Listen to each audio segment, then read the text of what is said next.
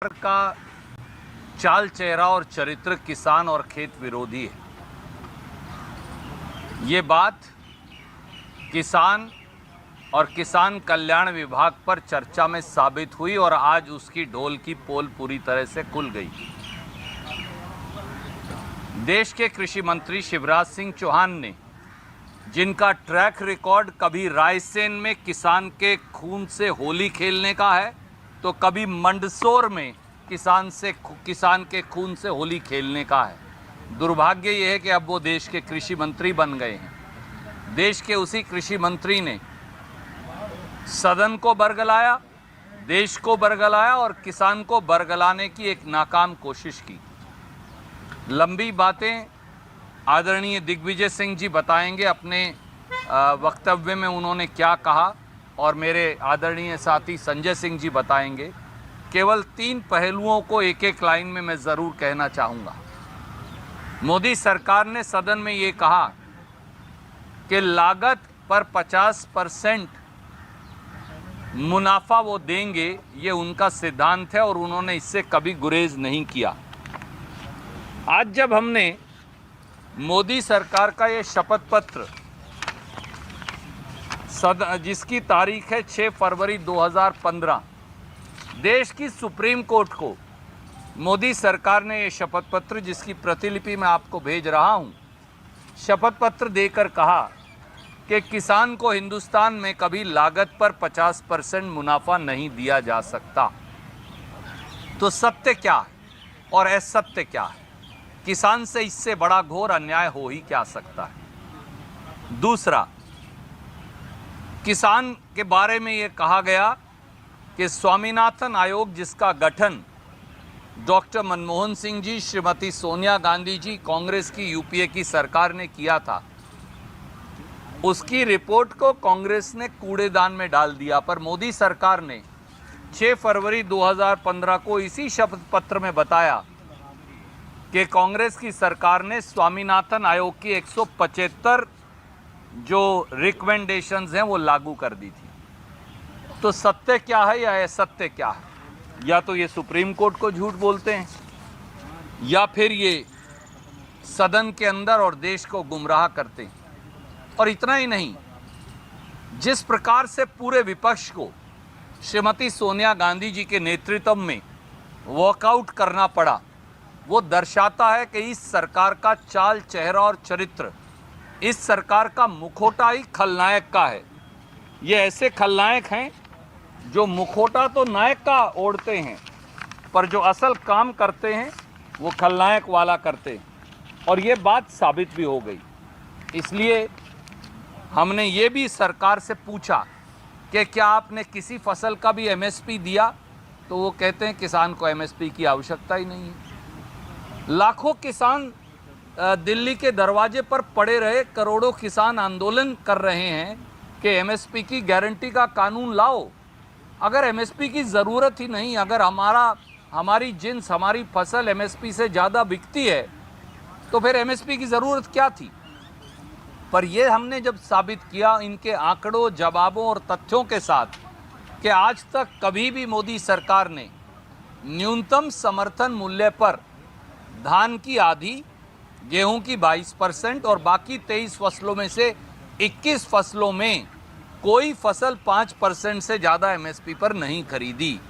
जब इतना बड़ा सत्य देश के सामने सदन के पटल पर आया, वो भी इन्हीं के जवाब के आधार पर, तो अब देश के प्रधानमंत्री, कृषि मंत्री और मोदी सरकार कहती है किसान को एमएसपी देने की आवश्यकता ही नहीं। ये बहुत बड़ा रहस्य उद्घाटन है। ये दर्शाता है कि इनकी सोच, इनकी मानसिकता, इनका रास्ता किसान विरोधी है।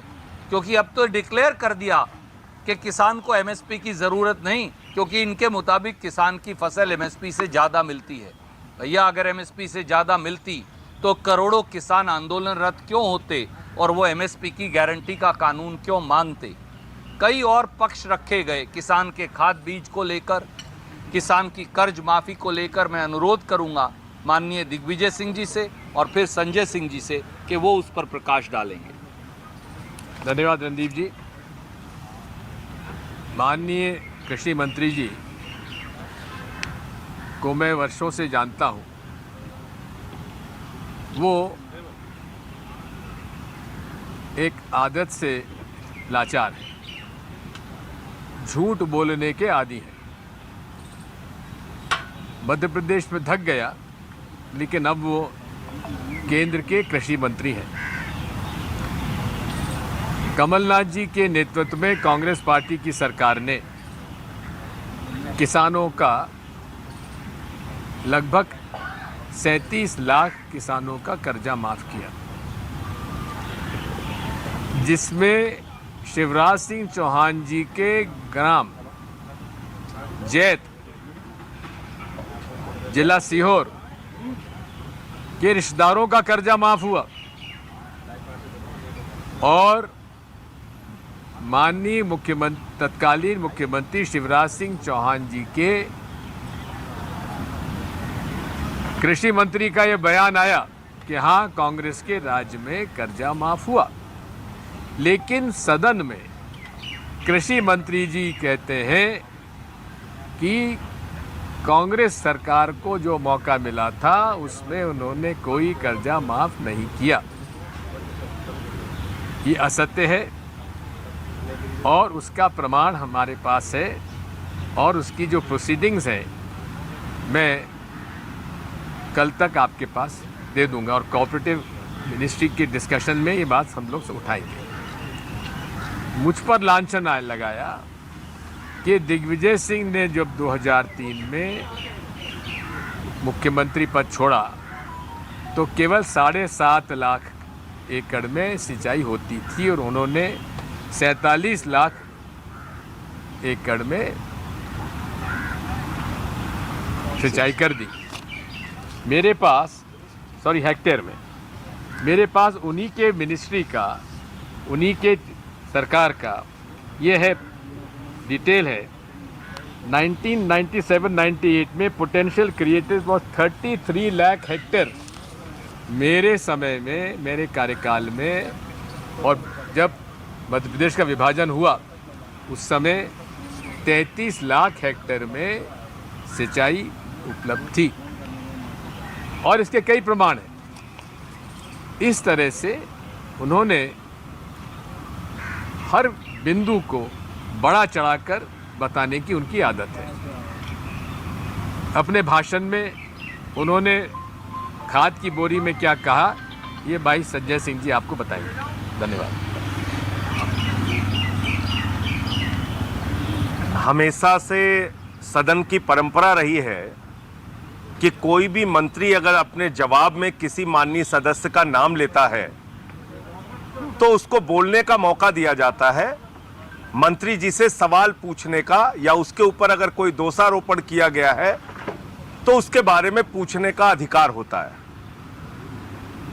दिग्विजय सिंह जी का नाम लिया गया, रणदीप सिंह जी सुरजेवाला जी का नाम लिया गया, मेरा नाम लिया गया और हम तीनों लोगों को आज इस अधिकार से वंचित किया गया, हमें बोलने नहीं दिया गया। मेरा क्या सवाल था? मैंने मंत्री जी से कहा कि खाद की बोरी में आपने 5 किलो खाद कम कर दी, तो क्या दाम भी आपने कम किया? तो मंत्री जी ने कहा नहीं नहीं, 5 किलो नहीं 10 किलो कम की और दाम भी कम कर दिया। यह पूरी तरीके से असत्य है, गलत है।